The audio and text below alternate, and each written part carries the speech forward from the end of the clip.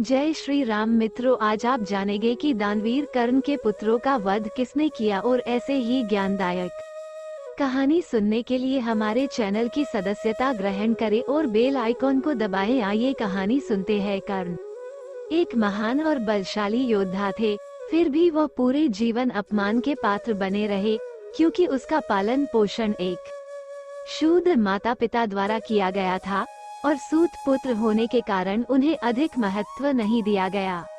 द्रौपदी का विवाह पांडवों से होने के बाद उन्होंने पिता अधिर्थ के कहने पर एक सूत कन्या से विवाह किया, जिसका नाम रुशाली था। बाद में कर्ण ने सुप्रिया नाम की कन्या से भी विवाह किया। इस प्रकार कर्ण की 2 पत्नियां थीं, जिनसे 9 पुत्र प्राप्त हुए। सुप्रिया का जिक्र महाभारत में बहुत कम वर्णित है। रुशाली और सुप्रिया से कर्ण के 9 पुत्र थे: वृषसेन, वृषकेतु, चित्रसेन, सत्यसेन, सुशन, शत्रुंजय, द्विपात, प्रसेन और बनसेन। इन सभी में पिता के समान पराक्रम तो नहीं था, परंतु ये बहुत साहसी और बलशाली थे।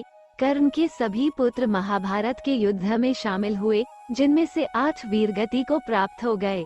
प्रसेन की मौत सात्यकी के हाथों हुई, शत्रुंजय, वृषसेन और द्विपात की अर्जुन, बनसेन की भीम, चित्रसेन, सत्यसेन और सुशन की नकुल के द्वारा मृत्यु हुई थी। बनसेन ने युद्ध में सबसे बलशाली पांडव भीम से युद्ध किया और भीम के द्वारा ही बनसेन वीरगति को प्राप्त हुए।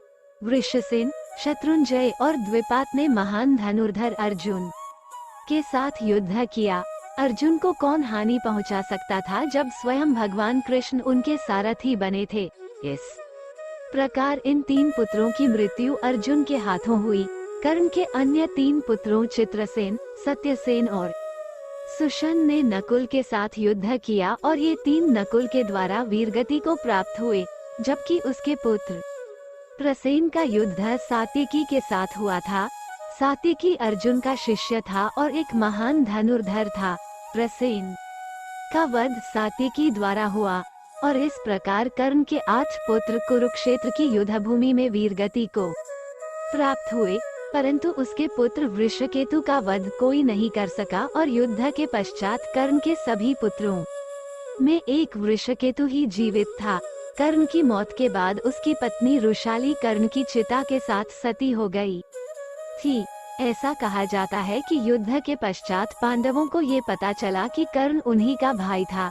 तब अर्जुन ने अपने भतीजे अर्थात कर्ण के जीवित बचे हुए पुत्र वृषकेतु को इंद्रप्रस्थ का राजा घोषित कर दिया।